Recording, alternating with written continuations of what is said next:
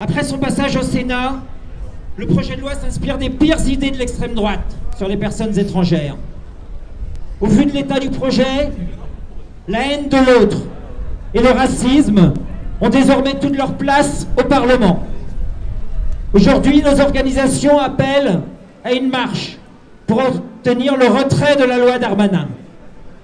Le projet initial était déjà synonyme de précarité aggravée des étrangères et des étrangers, y compris celles et ceux ayant des papiers. La version votée par le Sénat l'a encore durci. Par exemple, la volonté de supprimer l'AME est une aberration sanitaire, financière et humanitaire. Le texte réussit à pousser l'attaque contre les droits fondamentaux des personnes étrangères à un niveau d'inhumanité jamais atteint auparavant, au mépris des textes internationaux, des traités européens et même de la Constitution et de son préambule, dans un élan de surenchère xénophobe.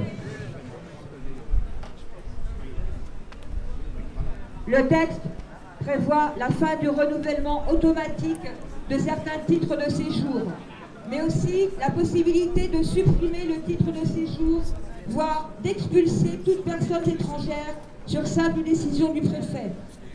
Toute suspicion de menace à l'ordre public pourrait servir de prétexte. C'est une nouvelle brèche pour les droits dans le monde du travail.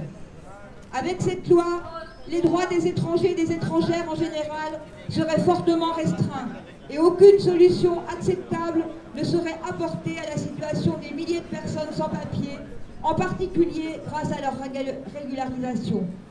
Mais les dispositifs disponibles pour les précariser, les réprimer et les expulser seraient renforcés. Fin du renouvellement automatique de certains titres de séjour. Possibilité de supprimer le titre de séjour, voire d'expulser toute personne étrangère sur simple décision administrative, à la discrétion des préfets. Restriction des droits des étrangers et des étrangères. Maintien dans la précarité de milliers de personnes migrantes.